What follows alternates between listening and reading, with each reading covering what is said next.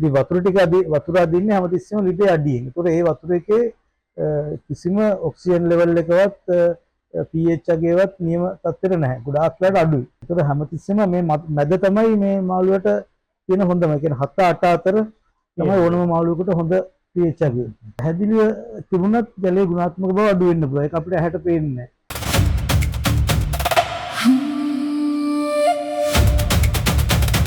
යාත්‍රිකා දන්නා දෙයක් තුළ නොදන්නා දෙයක්. අයිබෝන් ඔය සියලු දෙනාටම යාත්‍රික අපි අදත් ඔබත් එක්ක එකතු වෙනවා. අද අපි ටිකක් ප්‍රධාන මාතෘකාවක් ඔබත් එක්ක කතා කරන්න බලාපොරොත්තු වෙමින් ඉන්නවා. ඒ තමයි මේ මත්ස්‍යයන් ගත්තම මත්ස්‍යයන්ට අදාළ සහ වැදගත්ම සාධකය තමයි ජලය. මොකද මත්ස්‍යයන් දෙන්නේ ජලය.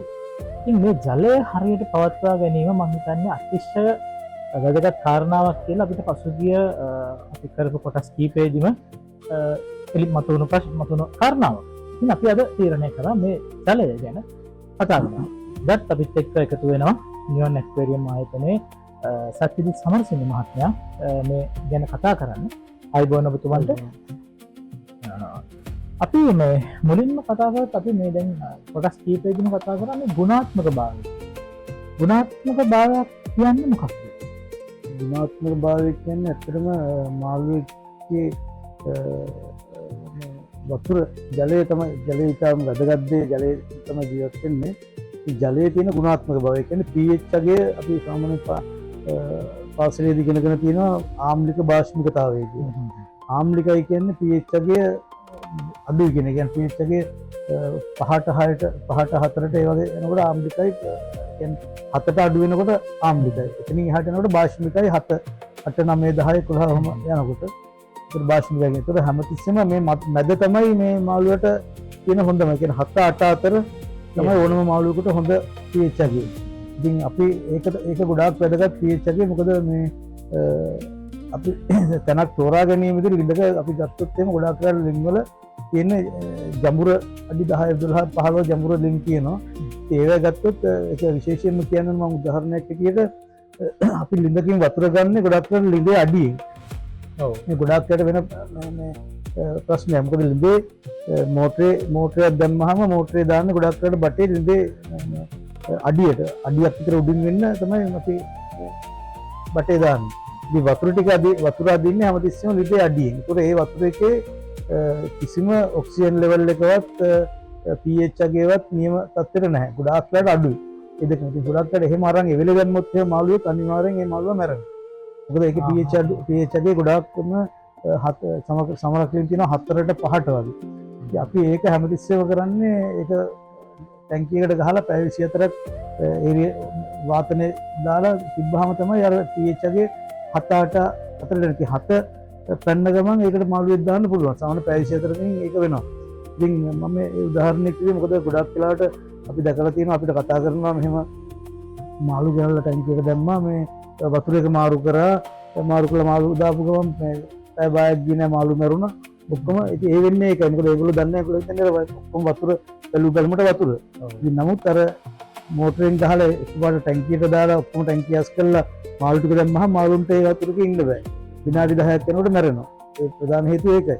ඉතින් අපිට වුණත් අපිට ඒ වතුර එක වුණත් අපිට බොන්න වුණත් අපිට එච්චර මේ සුදුසු වතුර එකක් නෙමෙයි. ඒක pH එකේ නෑ, ඔක්සිජන් ලෙවල් එක නෑ.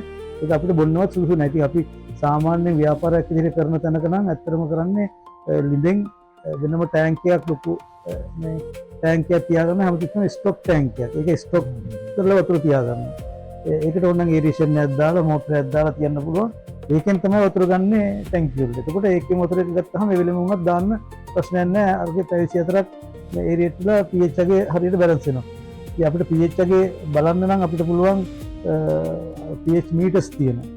එහෙම නැත්නම් pH පේපර්ස් තියෙනවා. ඔය මේ කොළඹ මේ කෙමිකල් කඩවලින් තියෙනවා ගන්න පුළුවන්. නැත්නම් pH මීටර් එකකින් අපි අල්ලලා වතුර අල්ලලා බැලුවාම ඒක පේනවා ටක් ගාලා මේ වැටෙනවා. ඒක මීටරේ වැටෙනවා මෙන්න pH එක මෙහෙමයි. ඒක ඇත්තටම වැදගත්ම දෙයක්. ඉතින් අනිත් එක තමයි pH එක අපි ටැංකියට ගහුවොත් pH එක හැමතිස්සෙම මාළු ඉන්න එහෙම සීසන් කරලා ගහුවොත් දවස් 2 3 යනකොට pH එක වැඩි වෙනවා. එතකොට වෙන්නේ අර මේ pH එක අඩු කාලේ මාළුවා දැම්මම වෙන දෙයම ආයි pH එක 7 8 9 10 යනකොටත් එතනදිත් මේ මාළුවට අමාරු වෙනවා. ඉතින් අපි කරන්නේ හැමතිස්සෙම සමහරවල් pH එක 10ට 11ට ගියොත් මාළුවන්ගේ මෙහෙ ඇස් පුපුරනවා. වරල් ඉරෙනවා. මේ ඇඟේ බබල්ස් වගේ එන්න ගන්නවා. ඉතින් ඒ වගේ pH එක වැඩි වෙලා එහෙම වෙලා මැරෙන්න පුළුවන්. ඒකට මාළුවාගේ වර්ධනය හැදීම අඩු වෙනවා.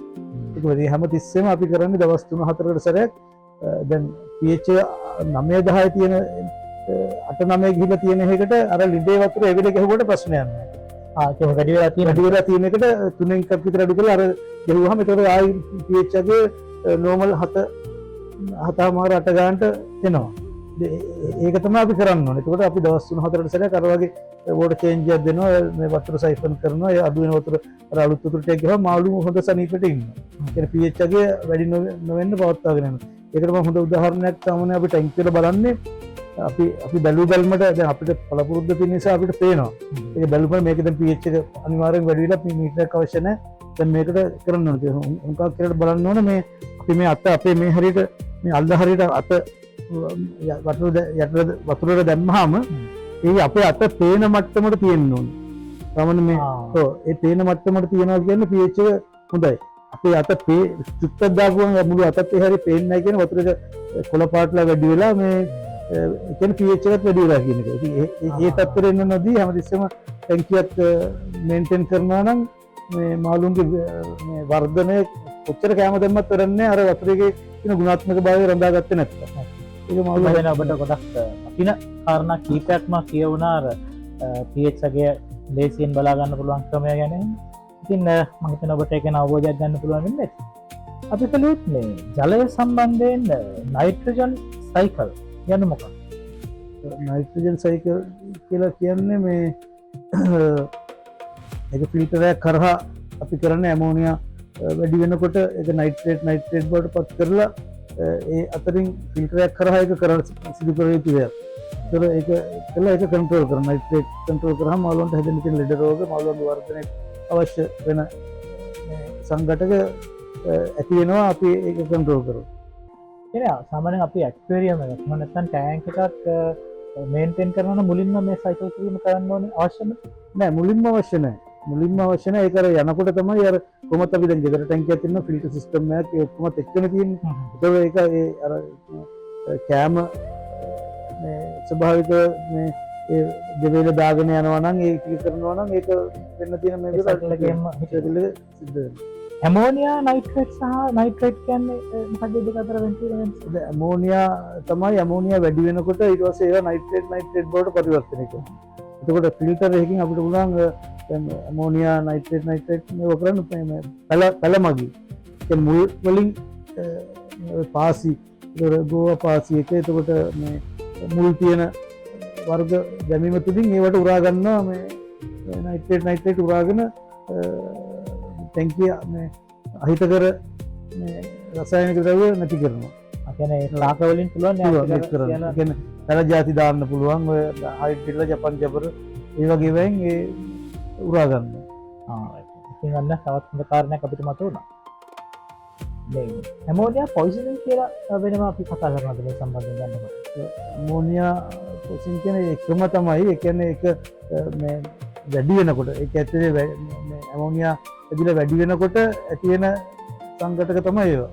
ඒකට ඒක කන්ට්‍රෝල් කරන අපි ගොඩක් වැඩි කරන්නේ ඒක වෝටර් චේන්ජ් කරන එක කැම පාලනය කරන එක ඒවෙන් තමයි ඒක වර්ධනය කරන්නේ.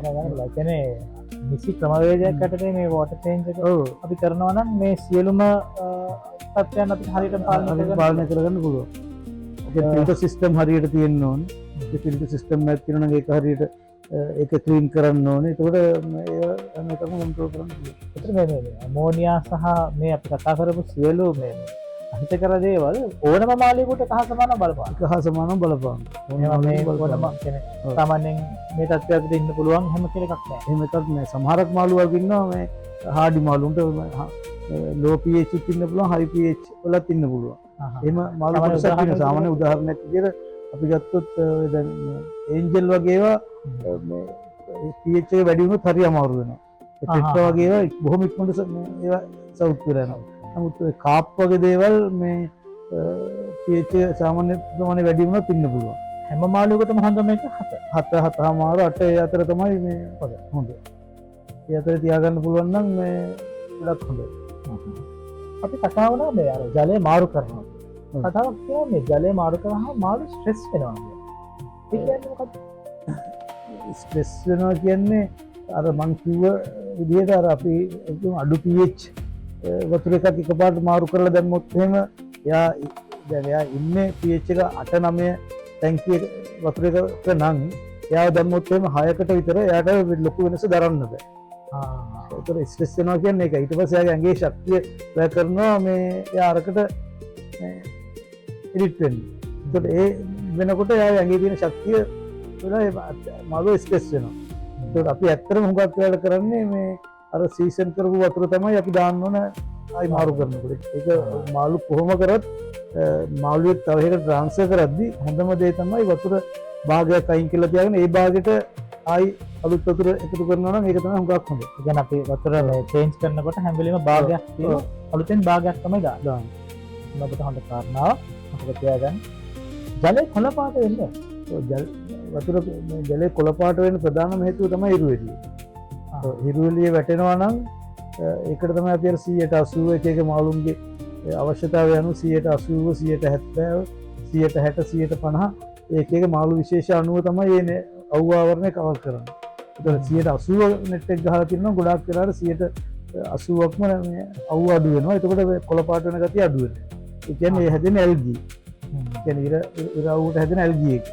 ඒ ඇල්ගී එක නිසා තමයි අර වතුර කොළ පාට ගතිය වැඩි වෙන්නේ. ඒ කොළ පාට ගතිය වැඩි වෙනවා කියන්නේ මේ අර මම ඉස්සෙල්ලා කිව්වා මේ pH එකත් ඒකම වැඩි වෙනවා. මේ රේලිය වැටීම තුනත් pH එකේ වැඩි වෙනවා. ජලය පැහැදිලි වීම සහ ගුණාත්මකයි කියන්නේ එක කාරණයක්. නෑ පැහැදිලිව තිබුණත් ජලයේ ගුණාත්මක බව අඩු වෙන්න පුළුවන්. ඒක අපිට ඇහැට පේන්නේ නෑ. සමහරකට මේ අර ඇමෝනියා වැඩි වීම තුලින් නම් වතුරේ පොඩි නිකන් මේ අඳුරු භාවයක් පෙන්නුම් කරනවා.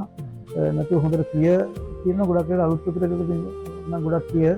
ඒ ක්ලියර් වෙන්න හේතුව ඉතින් හොඳ ෆිල්ටර් සිස්ටම් එකකින් වතුර ෆිල්ටර් වෙනවා නම් වතුර කියන්නේ pH එකේ අර කියෝගේ අර දැම්මාම අර පේනවා කියන්නේ ඒ කියන්නේ pH එකේ අපිට බැලුවල්මට ක්ලියර් එකට බාධාවක් වෙන්නේ නැහැ. pH එකේ අපිට දැන් පළපුරුදුවක් කෙනෙකුට ඒක ටක් ගාලා තීරණය කරුවම දැන් මේකේ pH එක වැඩි කියලා මොකද අර කියන කොළ පාට ගතිය වැඩි වෙලා බොහොම පෙන දාන ඒක එනවා නම් ඒ කියන්නේ pH එක වැඩි. ඉතින් දැන් පළපුරුද්ද තියෙන අයට ඒක හැට දැක්කම කියන්න පුළුවන් මේක දැන් වැඩි වෙලා ඉන්නේ. අපි අද අවසාන වෙනවා මේ මාළු හදන කෙනෙකුට මේ වතුර සම්බන්ධයෙන් මේ කතා කරපු සියලු දේ සම්බන්ධයෙන් පොඩි සමාලෝචනයක් කරත් මාළු හදන අයට විශේෂයෙන්ම ඉතින් මේ කියන්න තියෙන ඉතින් තමන් කරන දේ හරියට කරන්න ඕනේ. වතුර ගැන අවබෝධයක් වතුර වල pH අගය ගැන වතුර කොළ පාට වෙන්න නොදී pH අගය හරියට කන්ට්‍රෝල් කරගෙන ඒ ටික හරියට දැනගෙන කරනවා නම් අපිට තියෙන රෝග අවස්ථාවත් මාළුන්ගේ වර්ධනය වේගවත් කිරීමටත් ඒ ඔක්කොම පහසු වෙන්නේ අපි හරියට ඒ දේ දැනගෙන වතුරේ ගුණාත්මක භාවය රැකගෙන ගියොත් තමයි අපිට තියෙන ප්‍රතිඵල ව්‍යාපාරයක් විදිහට කරනකොට ඒකේ හොඳම ප්‍රතිඵල ආදායම් ලබන්න පුළුවන් අන්න ඔය ටික හරියට දැනගෙන ඉන්න. ඉතින් අපි මේ දවස් කීපෙම ඔබට ගෙනාවා මේ ඇක්වේරියම් එකක් නැත්නම් මේ මසුන් වගා කිරීමේදී ඇතිවිය හැකි ගැටලු රෝග සහ මේ ජලය මේ සියලු දේ ගැන කතා කරා. ඒත් අපිට කතා වුණු ප්‍රධාන කරුණ තමයි මේ නිරතුරු නිරීක්ෂණ සහ අවශ්‍ය දැනුම. ඉතින් මේ සියලු දේ ඔබ සතුයි නම් ඔබට හොඳ ව්‍යවසායකයෙක් වෙන්න පුළුවන් මේ මාළු සුරතල් මත්ස්‍ය ව්‍යාපාරය තුළින් පිටරට යවන්න ලංකාවේ තුනන්න මේ හැම දෙයකටම ඔබට ඉදිතාලමක් කියන්න පුළුවන් ප්‍රධාන කාරණය තමයි නිසි අවබෝධය සහ නිසි කැපවීම. ඉතින් මම හිතන්නේ ඔබට යම් කිසි අවබෝධයක් එන්න ඇති අපි මේ ගෙනාවු කොටස් කීපෙන් අවුරුද්දකට අපි ඔබත් කතා කරනවා මසුන් ගැන. ඉතින් අපි අදට ගිහිල්ලා එන්නම්. අපි නැවතත් ඔබ හමු වෙනකම් ඔබ සියලු දෙනාට සුබ දවසක්. අපි යා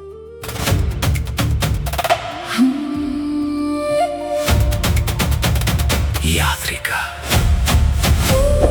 දන්නා දෙයක් තුළ නොදන්නා දෙයක්